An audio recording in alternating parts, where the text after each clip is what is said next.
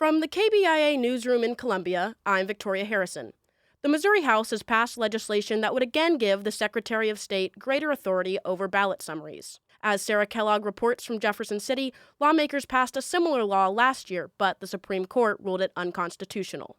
The legislation again gives the Secretary of State the power to rewrite ballot summary statements challenged in court. The Secretary would get 3 attempts at writing the language before a circuit judge can rewrite it. However, this bill also bars appellate courts or the Missouri Supreme Court from rewriting ballot language. Democratic Representative Eric Woods called the new language egregious from a legal and constitutional perspective. We all know that's a temper tantrum reaction to Senate Bill 22 being struck down.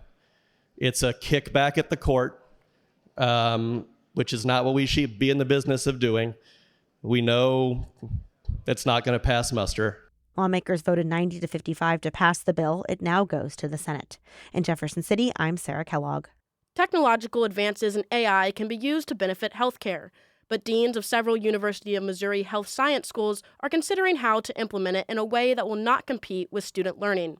Speaking at a Wednesday lecture on AI and health, MU School of Nursing Dean Lori Popejoy said her school is considering developments in AI.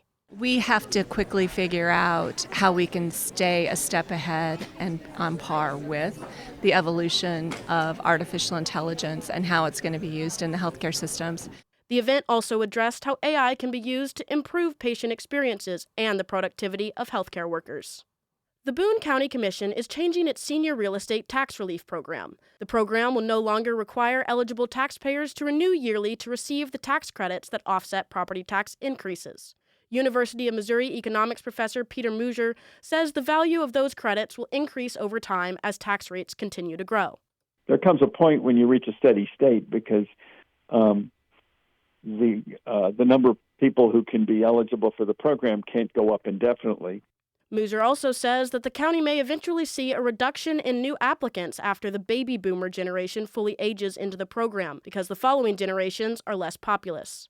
A state Senate committee has voted in favor of a bill that protects pesticide companies from having to add additional cancer warning labels to their products. Marshall Republican Senator Curtis Gregory says his bill codifies that federal warning labels on pesticide products are enough, and Missouri does not need to add additional language. Lobbying on behalf of the conservative Missouri states' rights group Freedom Principle, Byron Keelan testified in opposition of this bill, saying Missouri shouldn't give the federal government authority to regulate Missouri chemicals. We don't want to hand direct regulatory authority over to Missouri's chemicals and fertilizers to the federal government. We've seen the abuses of the federal government in the past and undermining our state's rights. The bill does not give companies additional legal protection against lawsuits. I'm Victoria Harrison, KBIA News, Columbia.